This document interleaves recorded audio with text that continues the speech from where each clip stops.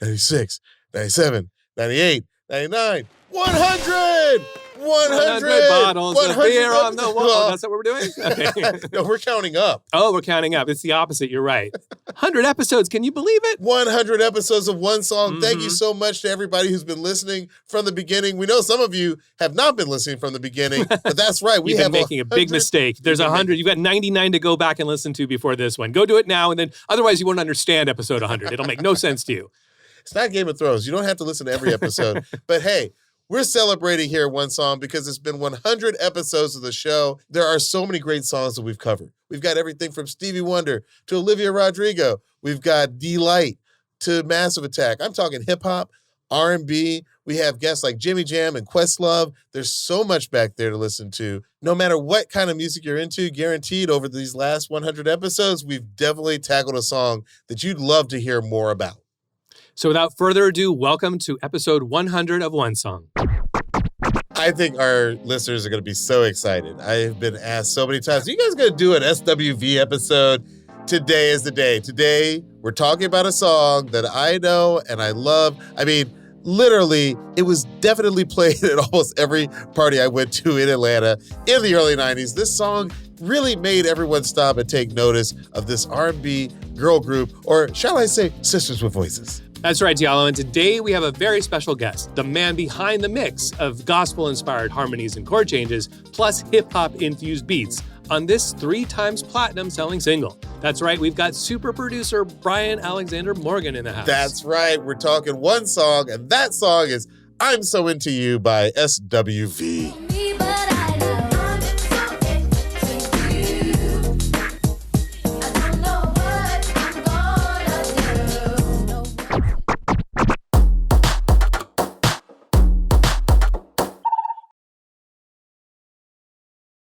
I'm actor, writer, director, and sometimes DJ Diallo Riddle. And I'm producer, DJ, songwriter, and musicologist Luxury, aka the guy who whispers, interpolation. And this is One Song. The show where we break down the stems and stories behind iconic songs across genres and tell you why they deserve one more listen. You will hear these songs like you've never heard them before.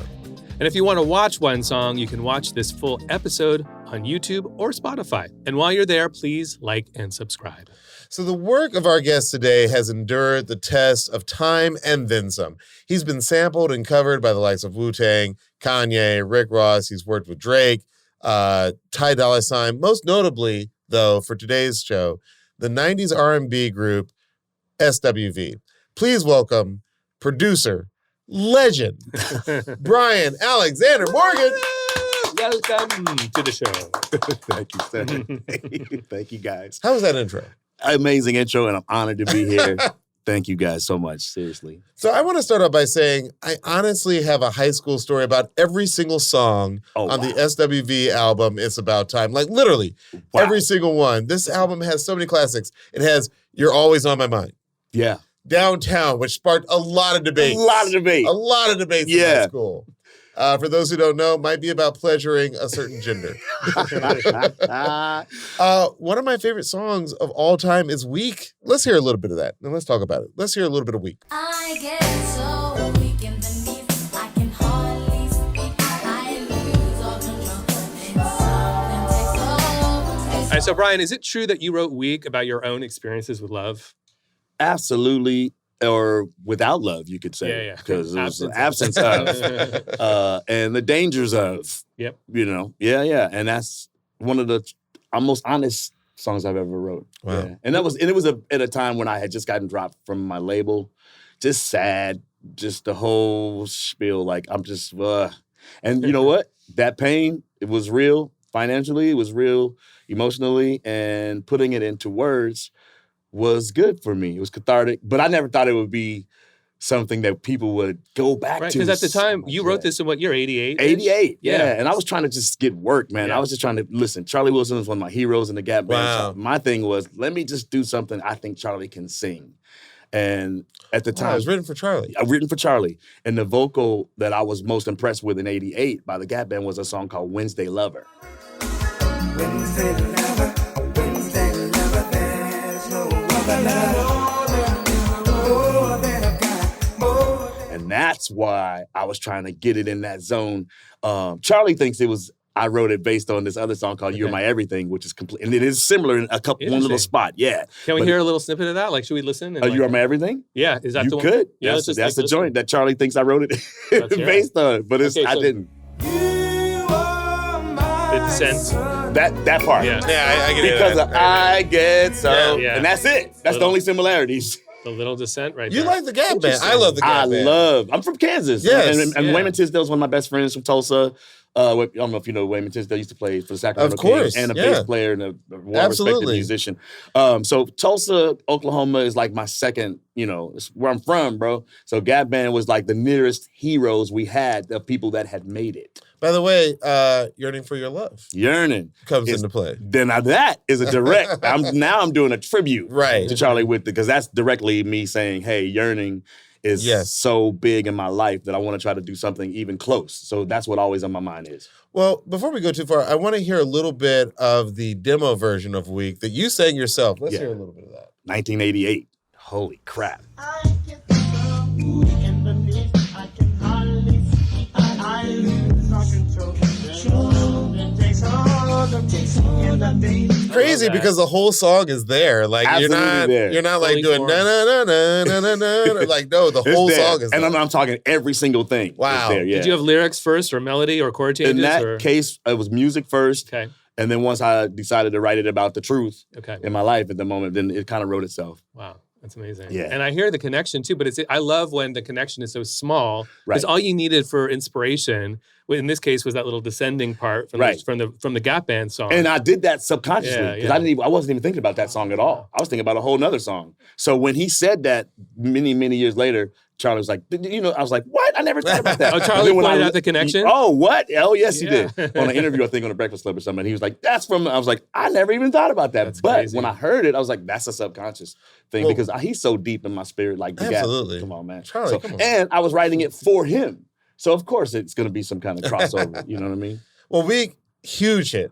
Huge hit. But we heard that Coco from SWV didn't want to record No. Weak. she like ran to the bathroom, Hated it. started crying, something Absolutely like that. hated Yeah. it. Uh-huh. Did not get it. And she'll tell you that. She said it in interviews. Like you got to remember when I met them, she was coming out of just being really a church girl, Okay. singing in church, where the big voice is what you want and the whole, it's all that. So I'm telling her all of a sudden no, we're going to tone all that down and we're going to just do it, stay in this space right here. That was uncomfortable and weird for her to do. And plus being directed. One thing I knew and I learned very quickly about the girls in that early stages was that they were getting produced by some people that not necessarily were singers Oh, wow. and couldn't direct them. Oh, I see. And so I'm coming in straight as a singer.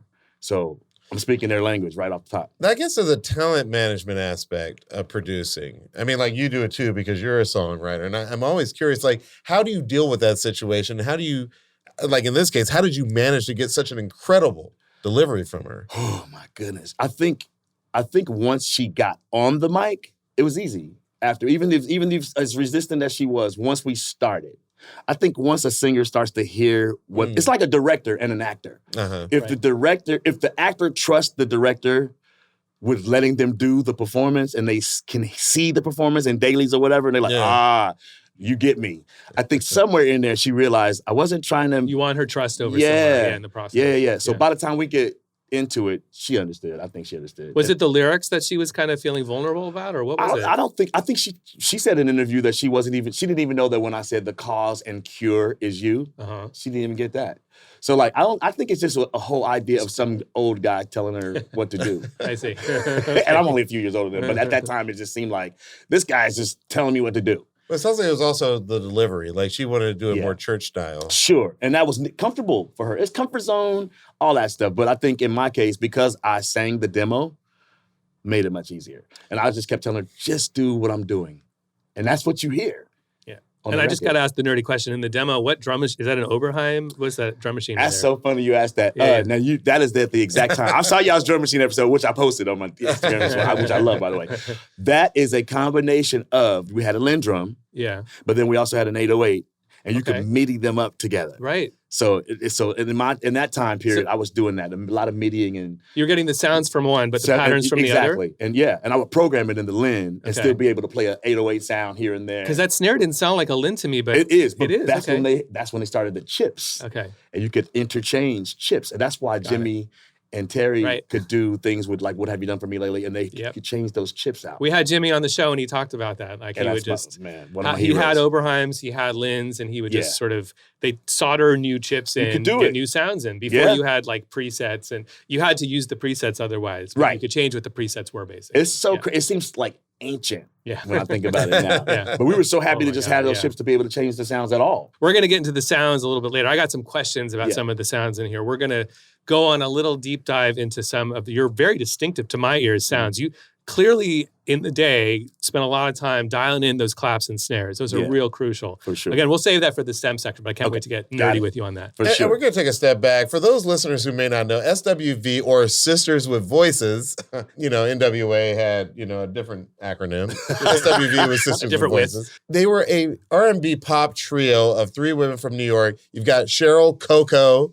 Gamble, Tamara Taj George, and Leanne Lily Lyons. That's right. And for those really paying attention, that's TLC. Exactly. Like, that's like the perfect band to call themselves TLC. But lo and behold, there was another group that beat them to the punch. Yes. So SWV, just to avoid all that legal wrangling, changed their name to SWV. And a little cease and desist later.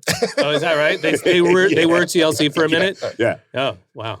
Well, here's the thing. I make the case that, again, you are an unsung hero of the 1990s, because I think SWV, more than almost any other girl group in the 90s, is 90s R&B. Oh, thank you. Appreciate TLC, I love them. I'm from Atlanta.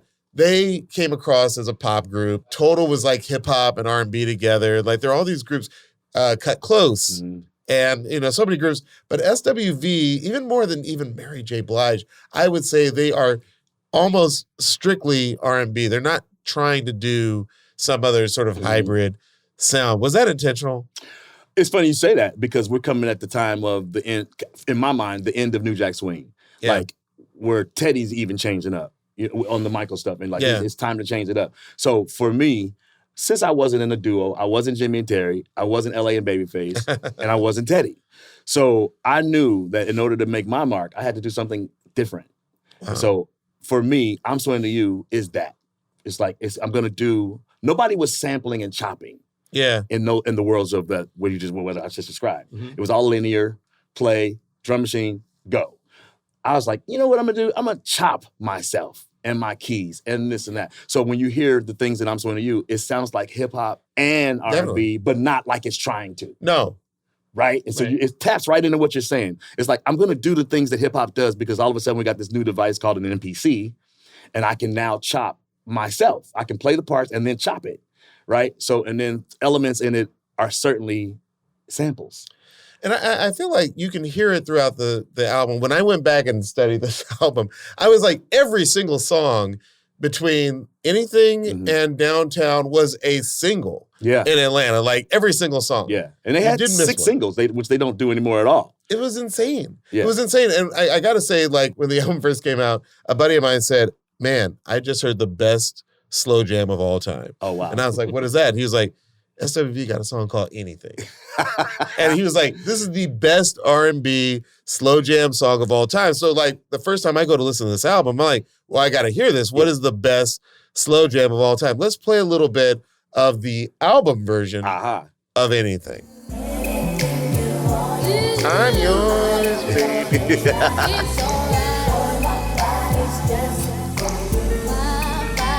I'm going to say to the listeners, listen to this song in your car today and listen to the whole thing. It is a massage. It is an absolute massage. Like, is that an organ bass that you're playing there? No, that's a Korg 01W, but I chose an acoustic bass. Okay. Like an upright bass sound on purpose. Because Wayman Tisdale's a good friend of mine.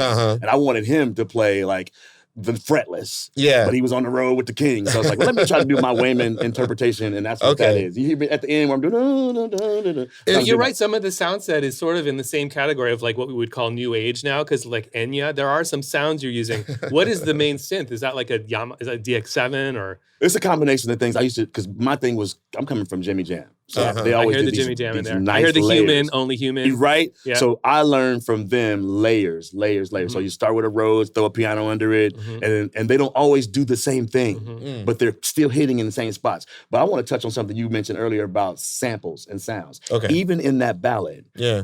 at that time, we didn't have a whole lot of sound packs that everybody has now, all this Right. ready-made stuff. So I had to make my sounds. So that water you hear dripping, I lived in my apartment. I turned on my That's faucet. from your apartment. From my water, from your my tap? faucet. I'm like snapping along, but I'm like, he didn't Yeah. use snaps. He used No. water drops. And then I used the water drop. In order to get that plop and that sound, I dropped a quarter into a glass, sampled it. What? I'm hearing. Are you an Art of Noise fan? A huge Art of Noise I'm hearing fan. some of Malcolm that same McLaren, kind of what? Moments Moments of of love. love. Yeah, What? right? Moments of Right? love. I came up on that. Yeah. Yes. Absolutely. Play a little bit of Yes. Moments of Love. Play a little bit of Moments of Love. Absolutely.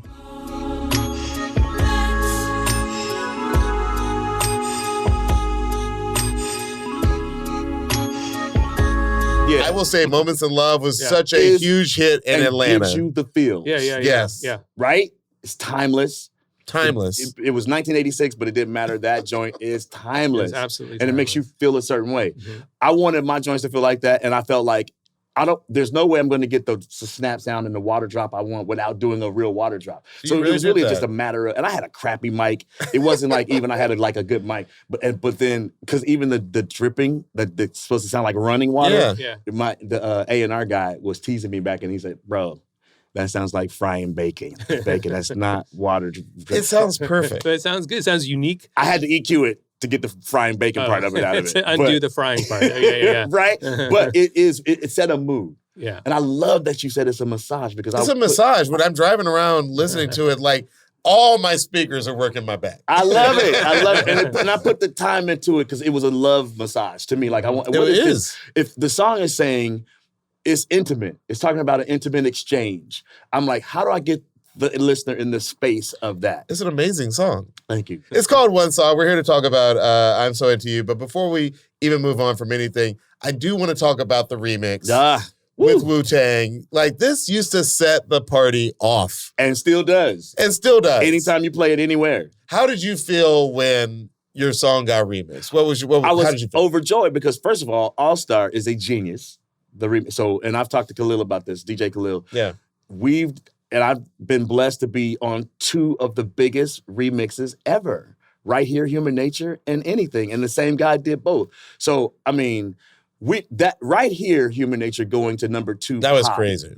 Number 2 pop as a mashup, Yeah. that wasn't even a concept yet. It created the concept of one song on top of the other, creating a whole new song. Whose idea was that? That was Kenny Ortiz, the A&R guy, bless his heart, and an all-star genius of putting it together.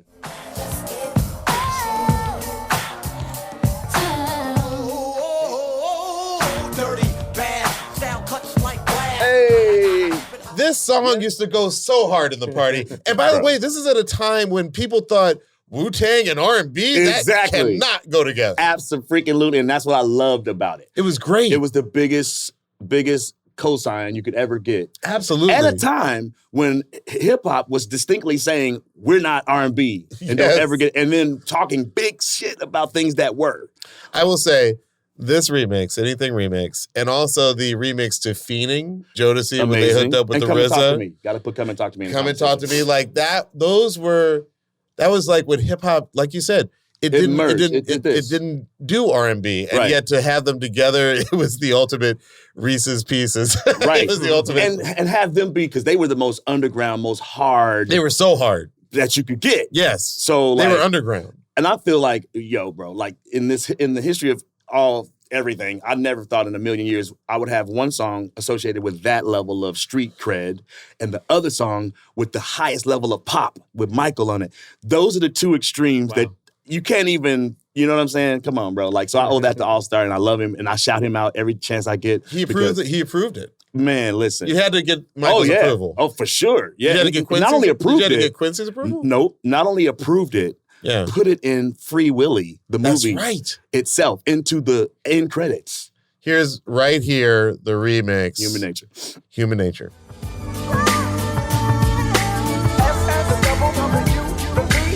Lately, this seems That's really cool that Mike was savvy enough to know. Amazing. And a blessing beyond, because he let us use his image in the Wow. video and everything. That's right. Right? So just amazing moment for us, you know. And again, coming from the level of the street cred with Wu-Tang with anything, and then the highest of highest King of Pop endorsement, it doesn't get any better, and it doesn't ever change because that's for all time. That's all. That's amazing. All right, well, listen, we're going to take a quick break, and when we get back, we're going to break down the samples and stems on this era-defining 90s R&B track with the man who produced it himself, Brian Alexander Morgan. See you in a minute.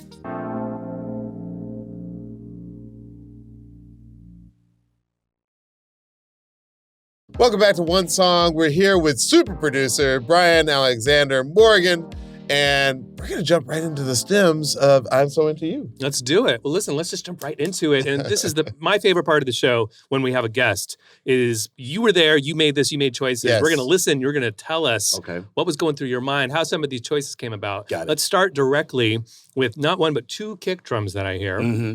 Kick number one sounds like a sample and sounds like this. And I actually hear two different kicks in there, right? Uh-huh, That first uh-huh. one's got a little bit of the Right. instrumentation behind it. Right. When you chop a sample, you can EQ to a certain degree. Exactly. You can cut the beginning and the end, but there's stuff buried in there. There's It's going to still some stay, yeah. Right. And you can hear a little bit of the hi-hat in the... Mm-hmm. And then you have a second kick. You know what? Actually, I'll just continue to build the beat, and once it's done, Cool. you can tell me a little bit about how it came together. Here's kick number two, a little more subtle. So tell us a little bit about what we're hearing there. It's very bare bones. We're just at the bottom of the song, but where are those kicks coming from, and how do you choose to merge them like that? At that time, again, no sample packs existed. And you're on an MPC, you were saying. And I'm on an Is it MPC. 60 or MPC 3000? 60, the very first Okay. one in 92. Yep. No sample pack. So what we used to have was these records. Right, that's how you get samples. You would sample Right? directly Tell from us the of source. these records. But Yeah. they were tools Mhm. that I DJs see. had. DJ Yeah. tools. And they were sample records. It was like ultimate Oh, beats and Ultimate breaks. Breaks and yes. Beats. Yeah. Ultimate Breaks and Beats Yeah. was a Shout series. out to Breakbeat Lou. Yeah, absolutely. And there was a series of them. Mhm. So I would just gather and buy as many of those breakbeat records as I could, and then just listen Sure. for sounds that made me, inspired me. So what you're hearing there is a kick from one of those records. Right. And what we do it for, and with the reason why there's two different kicks is because we want one kick to be dirty. Yeah. We always want some dirt. Mhm. Because if it's too clean, then it doesn't, Right. doesn't translate to. I wanted to sound like hip hop. Well, let's add to it this next layer. We're going to talk a little bit about it in a second.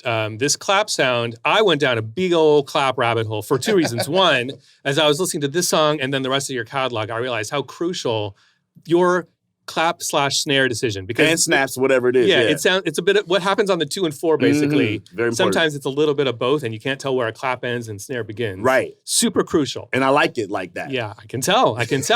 So here is your crucial clappy snare by itself, and then I'll put the kicks back in so Okay. it forms the core beat.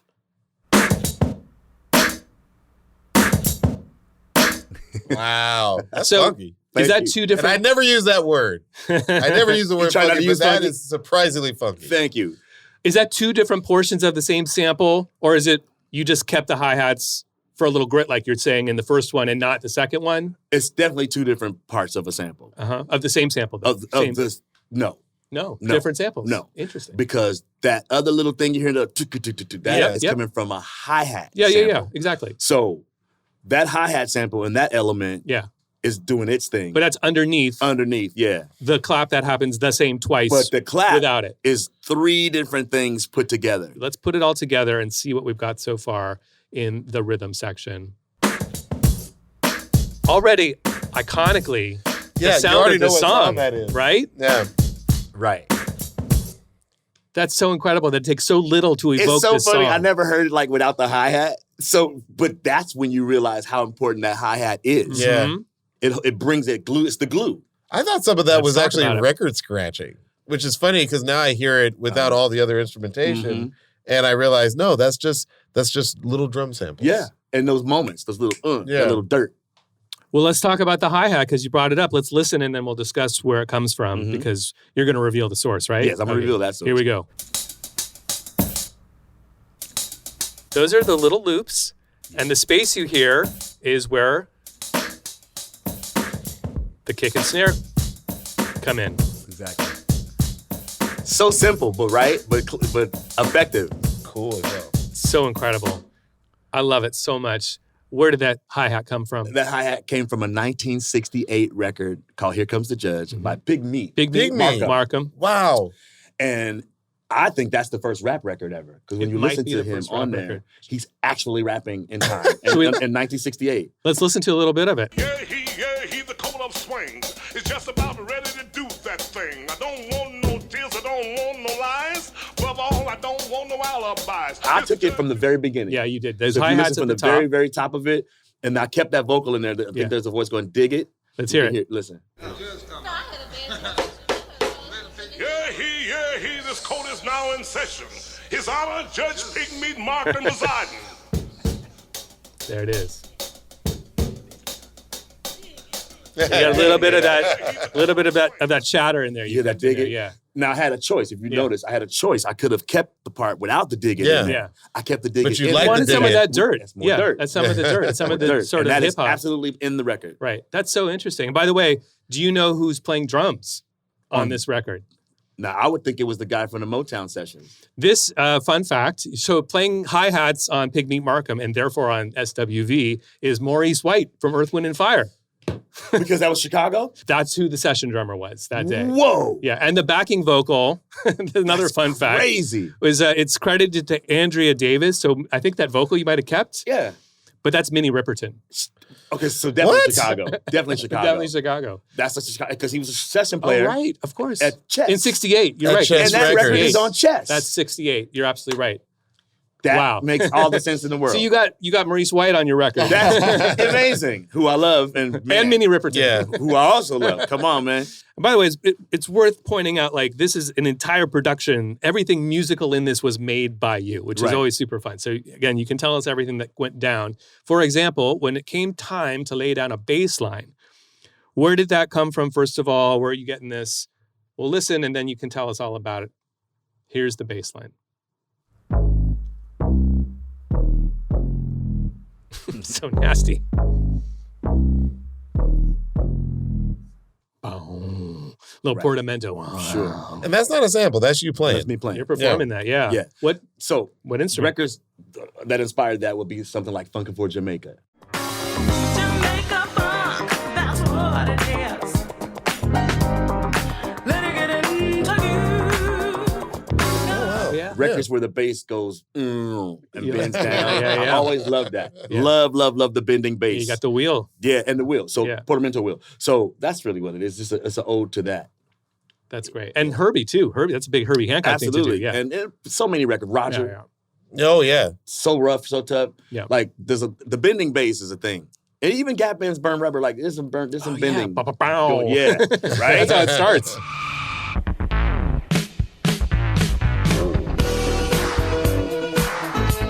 And a really big one was Fatback Band's backstroking. Mm-hmm. They went crazy Yeah. with it. And Bernie Worrell's doing that all the time. What? Parliament. all Funkadelic. day. And he's all one day of my long. biggest Yeah, bass yeah. heroes. And between him and Jimmy Jam, those are my two favorite keyboard bass players, period. Wow. James Emerson is my favorite Yeah. E-bass. But Jimmy Jam and Bernie. Once you get on keyboards with bass, you have a whole new set of capabilities. Absolutely. And that's maybe the biggest Yeah. one is you can go between the notes with that Right. portamento. And I'm doing it on almost all my songs on the SWV album. I'm doing it on Weak. I bend it. I do it on You're Always on My Mind. So the bend is part of your The bending signature. We was could have done a whole episode on Yeah. it. Signature We could sauce. have done a whole episode on You're Always Yeah. on My Mind. So let's add some keyboards on top. Now it said in the stems piano. It sounds Rhodesy to me. It's but definitely Rhodes. either way, it's coming from which machine? That would have been probably the O1W. Here it is. And I'll add that bass in. And that's your main loop. Yep. This is everything in the song that's not the pre-chorus, Right. basically. Yeah. Right. Let's jump to the pre-chorus then and talk about this, because one thing I had a question about, this to me really harkens to you have a gospel, there's gospel in your background, I should say, right? Absolutely, yeah. I want you to tell us a little bit about, to my ears, Mhm. I'm hearing that come in here with some of these spicy chord changes, Totally, right? yeah. Okay, well, let's listen and talk about it. This is the pre-chorus, the only part of the song where we don't have that loop going. Here it is, in the bass first.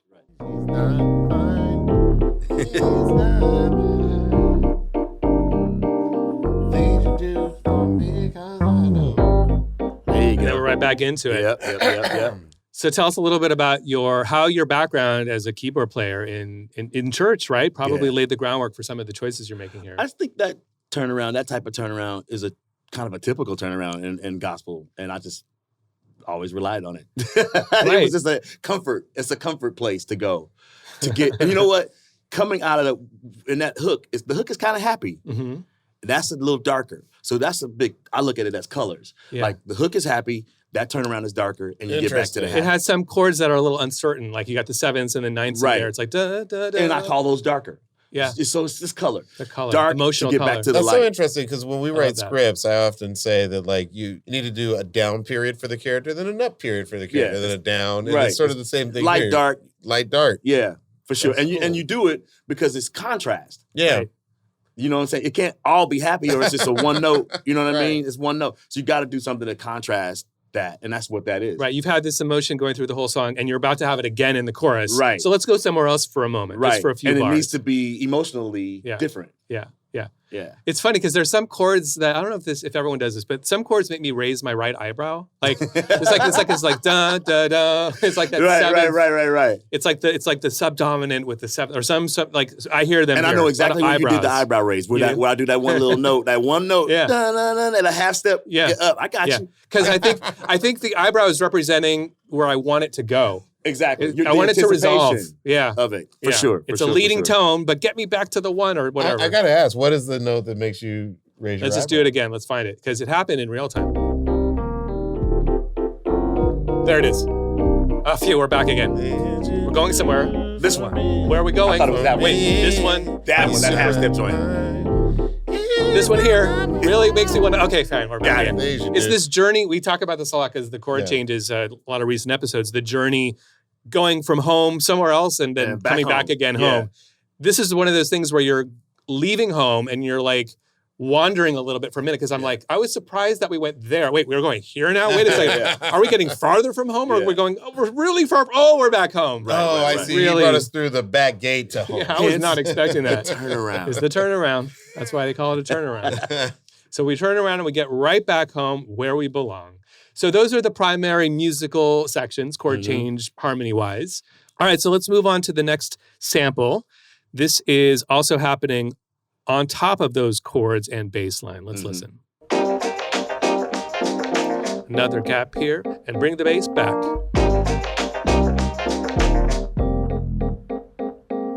It works. So what do you want to tell us about that sample?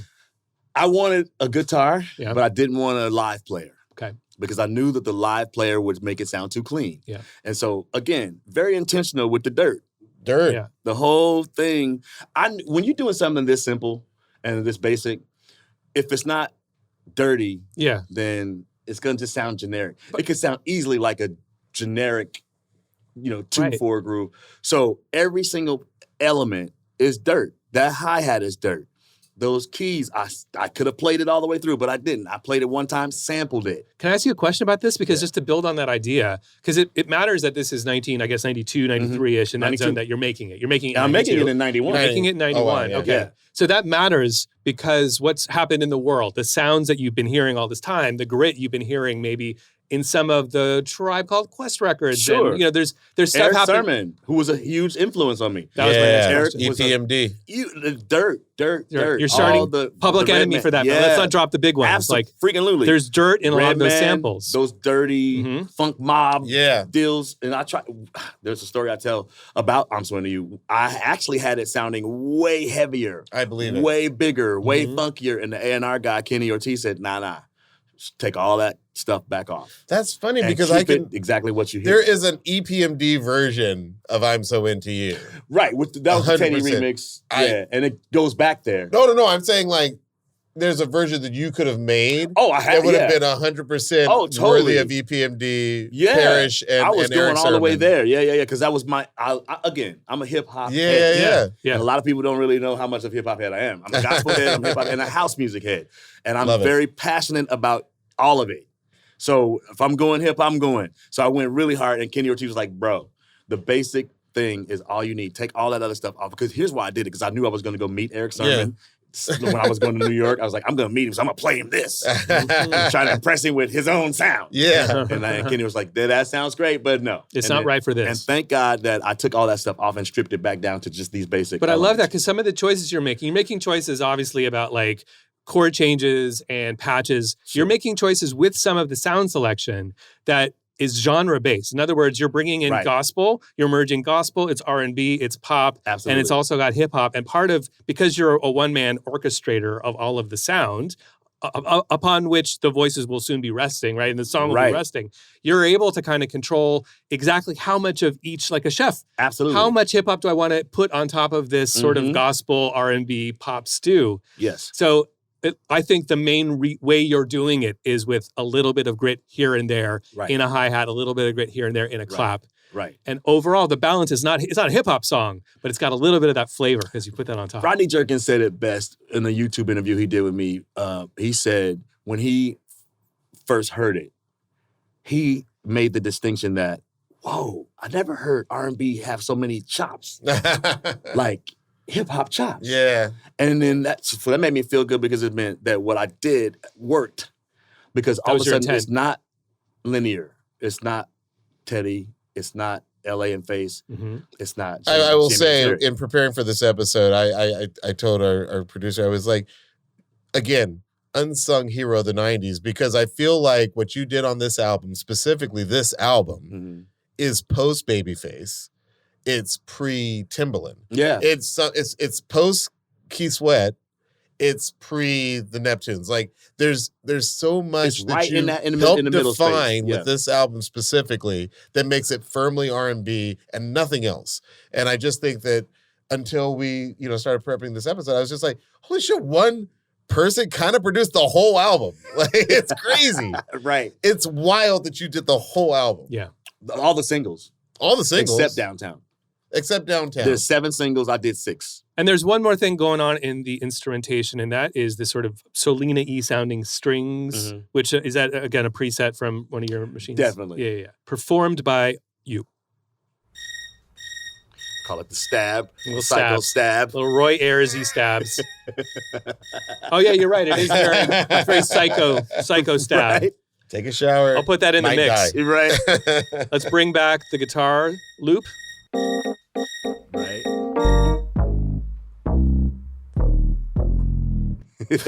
I love it. I love the bridge on this song. The breakdown, the You're Not Mine? The breakdown. You're Yeah. not, you're not.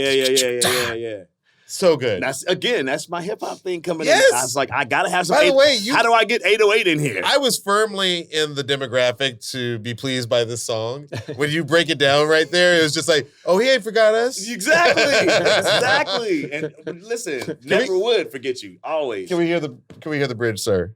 Let's hear the piano parts and the keyboard parts, I should say, in the bridge. There's 3 of them. I'll play them together, and then we'll break them down. Rhodes. Aha. And here's the part I like.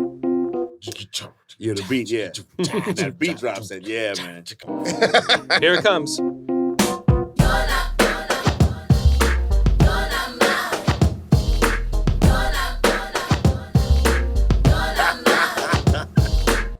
I love it.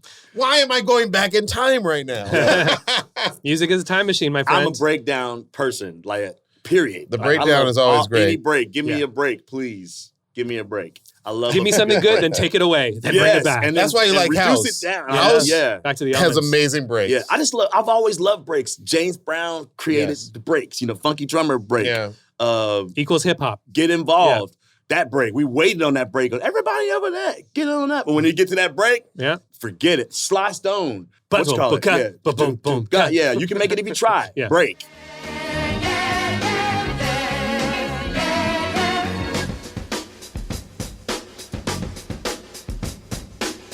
And by the way, we had Jimmy Jam on here to talk about how he used that for Rhythm Nation. Absolutely. Yeah. It's brilliant.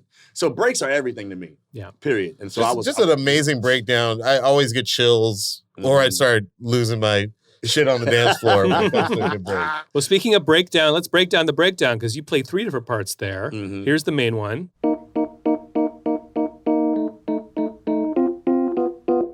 You've also got this one. And that's a rose, right? Yes. Yeah. We got 3 roses. Right. Beautiful. And one more.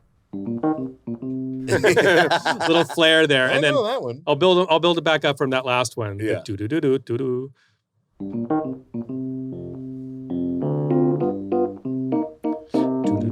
Right. That one slipped under the radar for me. Yep. But now This I was appreciate it. fun for you. This was like a little fun little thing for the Right. musos. And that piece, the whole dun, dun, dun, Yeah. a nod to a record called Bum Bum V by T.S. Monk. Ooh, this Hear it? hurts. Hear that? Dun, dun. Oh yeah. Oh, I hear it. I hear the stab. Just the rhythm. Bum bum bum bum bum bum bum bum. I'm hearing a By the Cool way- and the Gang song in my head. I think it might be Ladies' Night. Let's just listen. There it is. It's happening there too. That's the one. There it is again. I just had to scratch that itch. But you it's right. understand. I You know that. understand what But that's there it like. is. Yeah, there it is. That- you get that a lot. The Yeah. eighth notes on a Rhodes happens a lot in 1980. But just them going bum bum bum. Yeah. Bum, I always Dun, like dun, that. dun, dun, boom, boom. Direct. By the way, give it Eighth up notes. to the Bomb Give it up Squad for for eighth knowing to notes. sample that. Exactly. That That's huge, right? Right. But isn't it Love interesting how those little pieces, I think because of my growing up in that post-disco Yeah. era, that's why I thought that. Yeah. Yeah. That fragment, that little eighth note Yeah. fragment idea And then pops in your Funky head. for Jamaica's right there, Yeah. 81. You're bringing in all your influences. Yeah, and man. completely transforming For real. them. But I'm it is such a 15, you know, when those records are hitting me. Yeah. 15, Yeah. 16-year-old me, those things stay with me. So they're like, shaping you. yeah, man. And like a decade later when I'm doing it, Yeah. I'm just going back to what made me feel a certain What way. was hot? But you've already listed there's 100 things in this song, and none of them are the same as the song. Absolutely. You completely synthesize them into your own vision. Absolutely. Right. The way you molded everything and put it together. And more than like, you know, like a D-like Groove Is in the Heart, which is entirely created out of samples. Which I love, yeah. Love it. But you've got samples, you've got original playing, like you're throwing everything into this box. Right. And I think that was the thing that I love that you mentioned this post-Face LA and Jimmy pre-Timbaland. Yeah. Because that's exactly what's happening in between those two things with these records. And I don't see a lot of people knowing that. Or knowing that. Yeah. Or acknowledging that. Listen, again, we are here in part to give you your flowers because I don't think it can be overstated how big an impact you had on the decade. Thank you, sir. 100%. Appreciate you. So, Sisters with Voices, we got to hear some voices. We got to hear some. Would it be isolated Sisters voices. with voices without voices? I don't think it would I be. don't think this would be a good. I don't think this would be a good episode don't think it would be. without some voices. Yes. So let's talk about some vocals. me crazy. And Let's start with verse 1. Boy, there you go. You're telling me that you love me. Clean. Simple. You were in the studio that day. This is before people just sent MP3s back and forth to one another. Right. When she's singing that, what's going through your brain? Since our previous experience with Week was bad, Yeah, this was the exact opposite. she loved it. She loved this song. And so when she first heard the song, Mhm. I was in my apartment, played it for him. I had this, little restroom. She went into the restroom and was talking to her mom on her phone. Yeah. And I heard her tell her mom, Brian's got this song. I think it's a hit. Oh, It's called I'm So Into You. that's sweet. And she loved it. But Is she came- Coco? Yeah, it's Coco. Okay. But she came back out and still gave me her cool. It's cool. She's trying to play it off. But you knew the truth. Yeah. Yeah. You knew she still loved gave it. me her cool New York. Uh-huh. But when it was time to cut it Yeah, on that mic, she was happy. yeah. And that's why at the very end of the song, she laughs. And it's a joyous moment when I kept the laugh. When she's going, what? At the end, she busts out laughing. Can we jump to that? It's Let's jump crazy. To the end. And she, I I wanna just hear I that. keep the laugh. Coming up. I'm gonna do what am I to There it is. I heard it. We were talking earlier about the pre-chorus. Let's hear the pre-chorus. Things you do for me. Things you do for me, but I know I'm so into you. I don't know what I'm gonna do. Don't know what Can I point out the smallest thing? Sure. Something about the way they sing the word what. I don't know what. It just sounded like the girls I went to school with. Boom. I can't figure out what it is, but it's Them just around that the way around the way girls. girl. Yeah, that's I right. was just about to say it. It's that girl from your hood. That's There's right. something about that what. Yeah. That just, I don't know what. It's actually, you know what? It actually, I'm going to put somebody on blast. I think I had a crush on a girl named Peta at the time. Oh, wow. And just the way that she talked, I was just like, man. That was it. On SWV, when they say what, it sounds just like Peta. But there was something so authentic and real about their vocals across the board, but just that what. And I appreciate that. I think that's one of the reasons why they were so successful, because they were people could hear themselves. You could hear the realness. Sing it. You could hear the realness. Do it. You know what I mean? It made you want to do it. It made you want to sing it. That kind of thing. Now, how are they arranging their vocals, and how are you working with them to come up with who sings what part, what note? Again, my demos already had it laid out. Oh, really? Oh, interesting. Every single demo, I already had it done. Some of those harmonies are really interesting. They're not your typical like root, third, fifth, all the way across the board. That was part of my Clark sister influence. I was going to say, there's some one thing I learned from Twinkie Clark was she always does a back and forth between unison and harmony. Unison, harmony. Never stays on one too long. Like I love, and in accents, that's why that and those harmonies where they happen are very intentional. What is that I didn't break down what is that chord even? I don't know the name of the chord, but I know that when I wanted to get that fourth sound instead of just a typical triad. I just add a fourth in there. I think I hear like a ninth in there too. And the point is that these are unusual chords for pop music, right? But because of you and SWV, in this moment, we started to hear more of them. I think over time, exactly. But it's because you were consciously again peppering your stew. You've got the gospel, and you've got some of those chords from gospel and the gospel influences you're saying. Absolutely, and then not wanting to sound like corny. Like, I want to do something different. Like, I didn't want to be like just, basically that was it, to not sound typical. What would be a stack that we wouldn't have heard before all the time, maybe? Is that kind of going into it? I think that if I'd have just done just a triad, then it's kind of like... Dun, like your typical one. What would that have sounded like? Just a triad. It wouldn't have Let's try it right now. Like, that note in there is the fifth in there, I think, that makes it give it the sauce. You know what I mean? Yeah. And then plus the unison. Yeah. And how well they do the unison. That's Clark Sister-esque. When the three girls are singing that same note and they sound like one voice. Split off for a moment. Then they split off and then come back. Yeah. That's a very Clark Sister move. Is My Living in Vain is based on that type of thing. Is My Living in Vain, great song. Let's play a little bit. One more time. Hear the unison harmony? Back to unison. Harmony. So the back and forth. They're like this, beautiful. They go that, and they do that. And that's what my style is. I love it. And I never would have drawn that connection. But now I totally hear it. My style. Incredible. I'm So Into You literally does that. And I heard the turnaround thing. They just hit 10 chords on the road from the pre to the chorus. That was incredible. And so when your background is that, then that's how it ends up in a pop world, the way that I get it in. Wow, thanks for turning me on to this music. I really haven't ever listened to gospel music. And there's so much more. Like the commission is Boyz II Men before Boyz II Men all day. Amazing. The whole Boyz II Men blueprint is commission. It's commission. And you will hear it. Let's listen to the bridge. You're not mine. You're not mine. I love those little stabs. Now I just hear the Clark sisters singing hip hop. That's exactly what you should hear. I love it. I love that you said that, because that's what it is. And then I'm still doing a nod to a whole nother record, because that's what kind of like who I am. So that's a nod to Shaka Khan's Sweet Thing. You're not mine, I can't deny. Oh, that's so cool.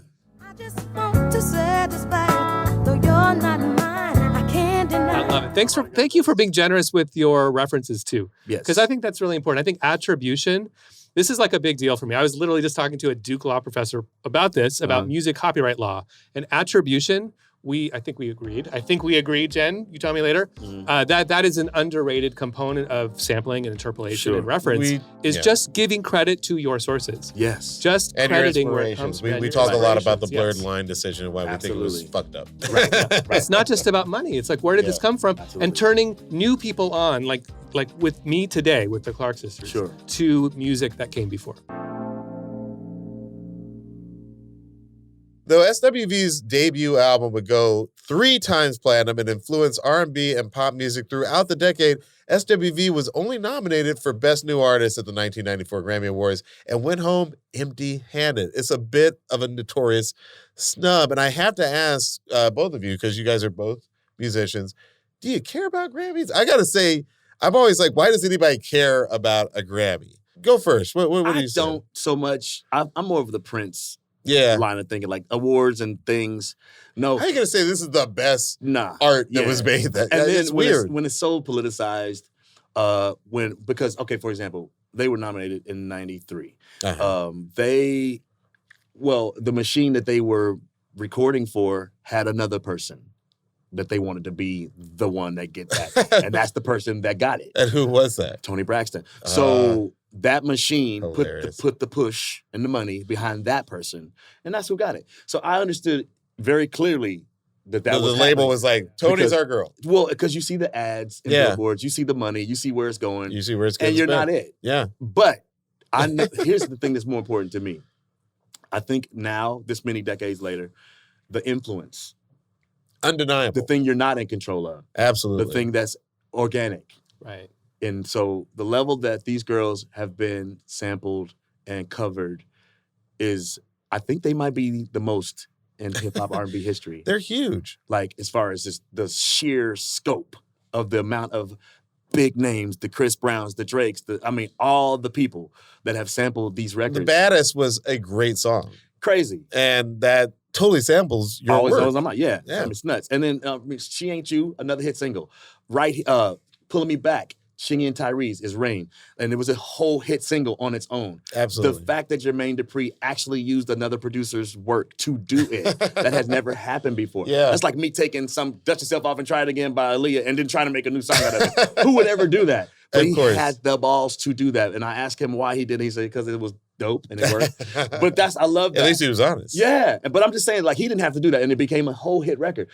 She Ain't You for Chris Brown in 2011, another hit record from Right Here. I mean, it's crazy, the levels of it. I love the way you're answering that too, because you're contrasting what's meant to be, if the Grammys ostensibly like a measure, a way to like say that these are the best. Yeah. An actual way to tangibly measure it is no, what songs have lasted from reuse? Right. Maybe going on to who sampled and see whose numbers are highest There. versus how many Grammys someone got Right. is a real test of time to see how influential and important the music ended up being. Right. Do you care about Grammys? I mean, I think I was listening to your answer and processing it, and I think that is the right way to think about it. Grammys on their own are a measure. There's some degree of like, this is It's a nice, I'm consideration sure. set. There's a good list of albums to maybe listen to represent a genre in a year. But ultimately, there is so much happening behind the scenes that is political, and there's some arbitrariness, and you're by definition going to leave out every piece of good music that just didn't get sold a lot, that didn't have a good marketing campaign, that had the bad luck of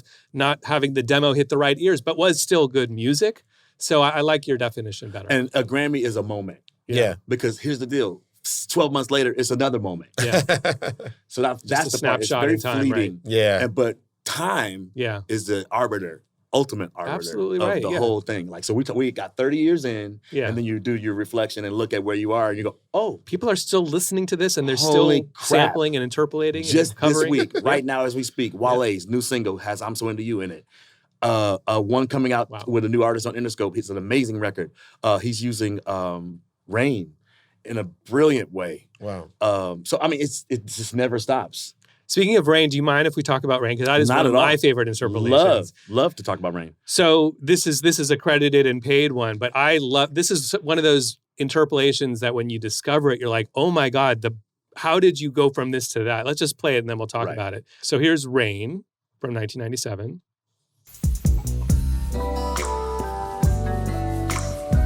Oh, first of all, those four chords now. Yeah.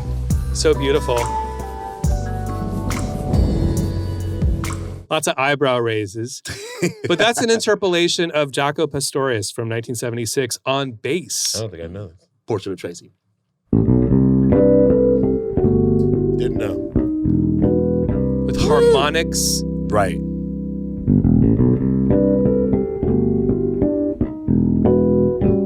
And just for people who don't know, Jaco Pastorius is one of the greatest bass players Of who all ever time. lived. What you just heard was a single player playing a single track of bass guitar with harmonics, and he's making those chords Right. out of just innovative ways of playing the Absolutely. instrument. How did you come across that record?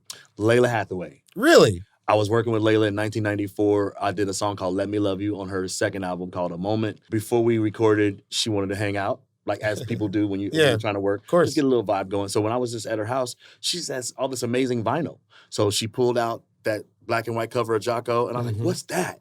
And she's like, oh, you don't know Jocko? I'm like, no. And so she put it on, and then it was she played multiple things. But when we got to Portrait of Tracy, that just gave me the chills. I was like, whoa, what is going on? And then when I realized he was doing harmonics with just a single instrument, making those chords with one instrument, I was like, that's insane. So what I said to myself then, that was 94, I said, if I ever use that, that's going to be crazy. And then I forgot about it. Yeah. Completely forgot about it. That's 94. So cut to 3 years later, I'm in the shower. I had the hook Terrain in my head already kicking around. Like, oh, this hook is, I've had it for a few weeks. Just singing that hook over and I was like, why, whatever, this hook. When I was in that moment in the shower, it just a light bulb. I said, oh my God, if I put that Jocko thing, pair it with the hook that I already have, that's going to work. Oh so I God, ran down to my studio, which I had already bought the record. Yeah. I said, God, if this song is in the key of what my hook is in, Then it was meant to be. it's a sign. Then it was meant to be. And I It's a just sign. dropped the needle on Portrait, and it was in the G that I had planned on, because I had already had the hook. Yeah. I knew it. I knew what the hook was. I knew what the key was in. So I was like, that's it. That's This incredible. man is so talented. That is such a. He I don't is even so know. talented. That is an incredible flip. That's That's an crazy. incredible flip. Thank you, incredible man. work. Appreciate it. And for those who don't know, Jocko Pastorius, and I do have a California accent, I know, so it's Jocko, but was in Weather Report and played with Joni love Mitchell, Weather- among yeah, others. Weather One of the Report. greatest of all time. All time. Died too young. Yeah. But yeah, definitely go check out his work. We really like this quote from you about the making of I'm So Into You. You say, I'm so into you. Without that record, none of us would exist. do you still feel that way? And what do you think the legacy of I'm So Into You is? I do feel that way, because you got to remember, I'm So Into You is not the first single. It's the second single. So the first single was the original Right Here.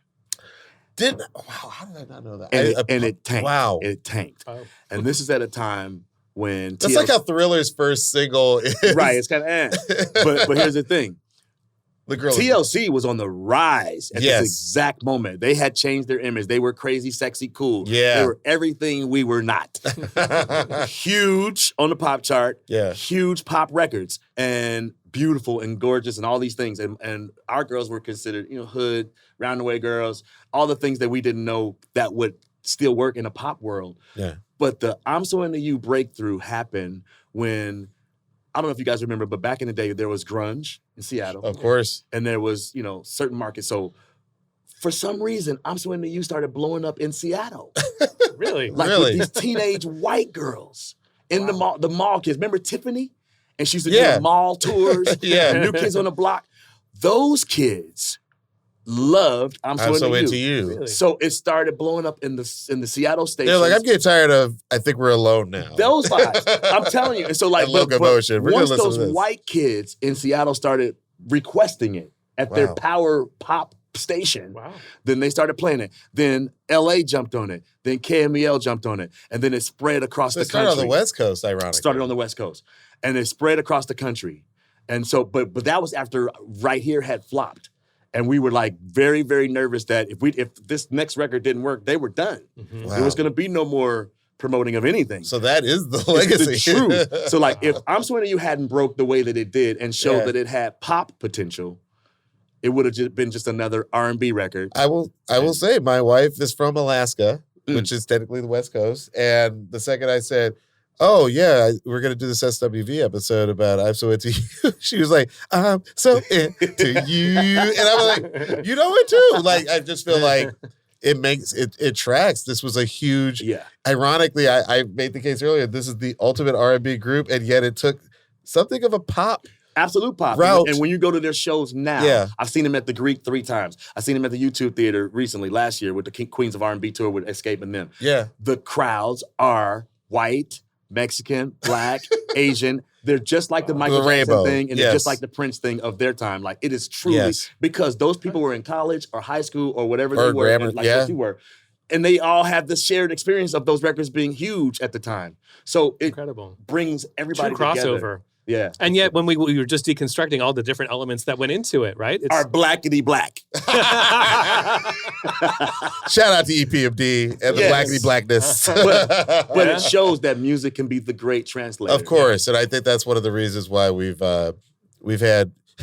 It's weird to say progress right now in 2025 because it feels like we're going backwards. Had but progress. Yes. We enjoyed it while we had it. the progress that we have had, I think, owes a large portion to music. Yeah, true. 100%. Actually, the one thing that makes me sort of sad about the story you just told is that people used to call into radio stations and request songs. Yeah. And now everybody's sort of siloed off into their own Absolutely. Spotify In their playlist. Yeah, And we don't really have that shared exactly. moment. And that's the same why way. Versus, Oh, Versus, yes. which SWV and Escape had huge numbers Yes. that got them the Bravo show because the numbers on the People Versus saw were that they had so that huge. following. Yeah, Because that was a moment where we all were watching at the same time.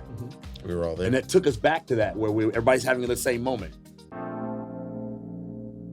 Well, listen, there are so many songs in your catalog, and we would love to talk about all of them. But before we end the show, we want to play a game with you. It's called What's One Song? And here are the rules. We'll ask you a question, and you'll give us a one-song answer. The song must be one that you either wrote, produced, or played on. Please answer as quickly as possible. Don't overthink it. Okay. What's one song that you recently worked on? A singer called This Could Be the One By who? by Nefertiti. Perfect. What's one song that changed your career? I think we know this one. I'm so into you. What's one song you wish you could record again? The mix of I'm So Into You. Really? Interesting. What would you change? It's too thin. I could have fattened it up. Wow. Yeah. Interesting. You heard it here first. What's one song you wrote early in your career that you still love? Rain. What's the one song you are most proud working on? Rain. And what's one song you regret giving to an artist? A song called Crazy by Usher. Because Diddy changed it after the fact.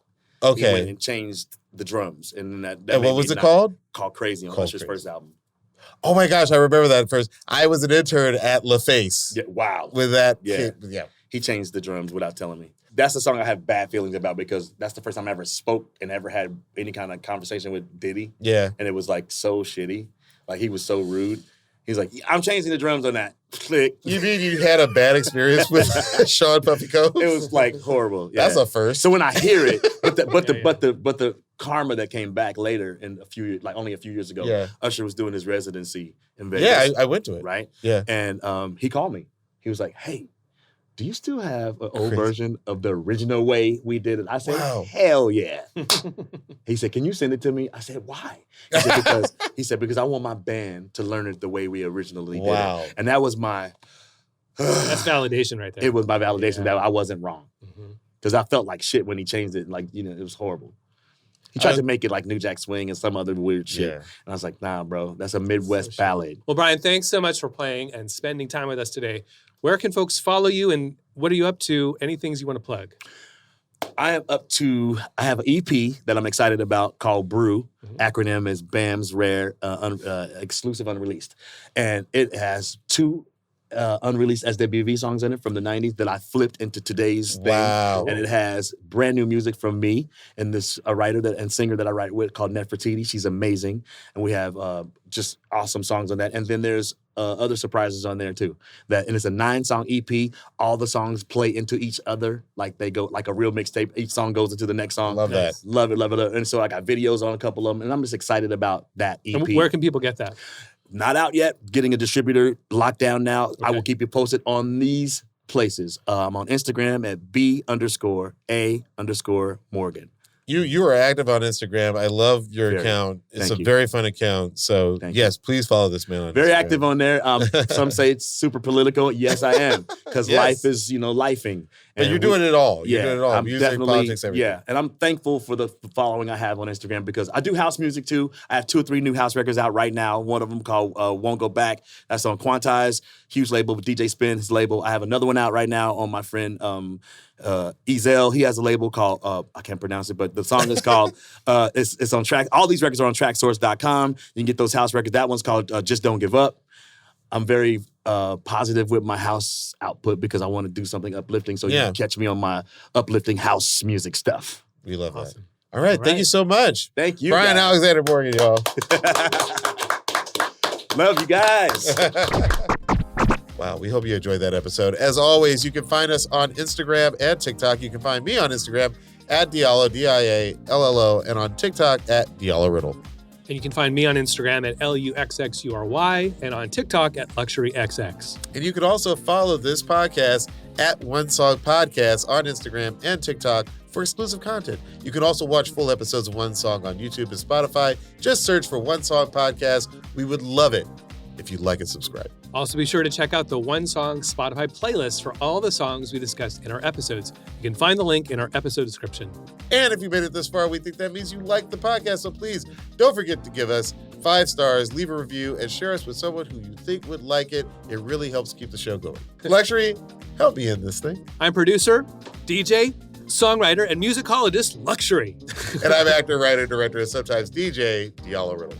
And this is One Song. We'll see you next time. This episode was produced by Melissa Duenas. Our video editor is Casey Simonson. Our associate producer is Jeremy Benbow. Mixing by Michael Hardman and engineering by Eric Hicks. Production supervision by Razak Boykin. Additional production support from Z Taylor. The show is executive produced by Kevin Hart, Mike Stein, Brian Smiley, Eric Eddings, Eric Weil, and Leslie Guam.